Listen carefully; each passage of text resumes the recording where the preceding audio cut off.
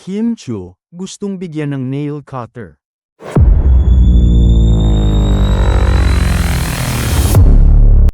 Muling nagpasampol ng kanyang pagiging generous si Kim Chu nang magbigay ito ng mga bag sa kanyang mga co-host sa PBB Celebrity Collab 2025. Tuwang-tuwa nga si Melay Cantiveros nang matanggap nito mismo kay Kim ang paper bag na naglalaman ng negosyong bag ng It's Showtime host, ang House of Little Bunnies. Panay ang thank you ni Melay sa nag-viral na video na siya mismo ang kumukuha at panay ang linya nitong nail cutter na lang ang ibibigay niya sa kaibigan, dahil wala siyang nai-prepare. Bukod kay Melay, binigyan rin ni Kim si Gabby Garcia na nasorpresa rin sa gesture ni Kim sa kanya.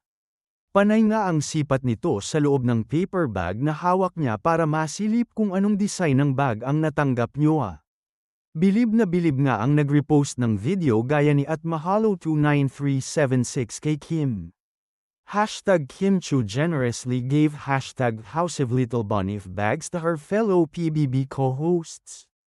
Are ever thoughtful and generous at Prinsesa Chanita.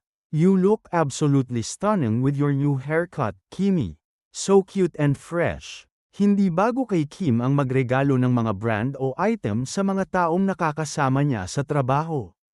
Gaya na lamang ng kanyang makeup artist at stylist na niregaluhan niya ng Prada bag sa isang okasyon.